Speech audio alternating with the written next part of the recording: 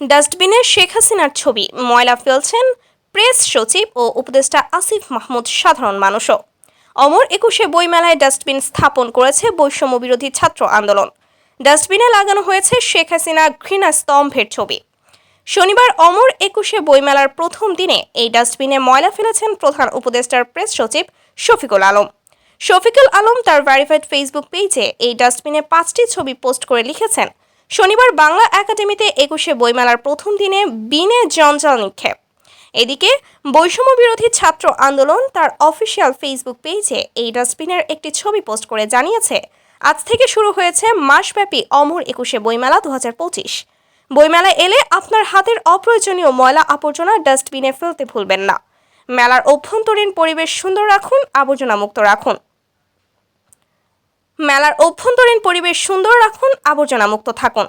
অন্তর্বর্তী সরকারের প্রধান উপদেষ্টার প্রেস সচিব শফিকুল আলমের পর এবার শেখ হাসিনার ছবি সংবলিত একটি ডাস্টবিনে ময়লা ফেলান স্থানীয় সরকার, পল্লী উন্নয়ন ও সমবায় এবং যুব ও ক্রীড়া উপদেষ্টা আসিফ মাহমুদ সজীব ভুইয়া।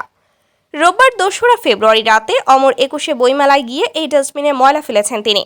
নিজের ফেসবুক প্রোফাইলে এক পোস্টে উপদেষ্টা আসিফ লিখেছেন, নগরবাসী যেখানে সেখানে ময়লা ফেলবেন না, উপযুক্ত স্থানে ফেলুন। এর আগে শনিবার 1 ফেব্রুয়ারি প্রধান উপদেষ্টার প্রেস সচিব শফিকুল আলম তার ভেরিফাইড ফেসবুক পেজে এই ডাস্টবিনের 5টি ছবি পোস্ট করেছেন। এর একটি ছবিতে দেখা যায় সেই ডাস্টবিনে ময়লা ফেলেছেন তিনি। পোস্টে প্রেস সচিব লিখেছেন, শনিবার বাংলা একাডেমিতে একুশে বইমেলার প্রথম দিনে বিনে জঞ্জাল নিক্ষেপ। এদিকে বৈষম্য বিরোধী ছাত্র আন্দোলন তার অফিসিয়াল ফেসবুক পেজে এই ডাস্টবিনের একটি ছবি পোস্ট করে জানিয়েছে, শনিবার থেকে শুরু হয়েছে মাসব্যাপী অমর একুশে বইমেলা 2025। বইমেলায় এলে আপনার হাতের অপ্রয়োজনীয় ময়লা আবর্জনা ডাস্টবিনে ফেলতে ভুলবেন না। মেলার অভ্যন্তরীণ পরিবেশ সুন্দর রাখুন, আবর্জনা মুক্ত থাকুন।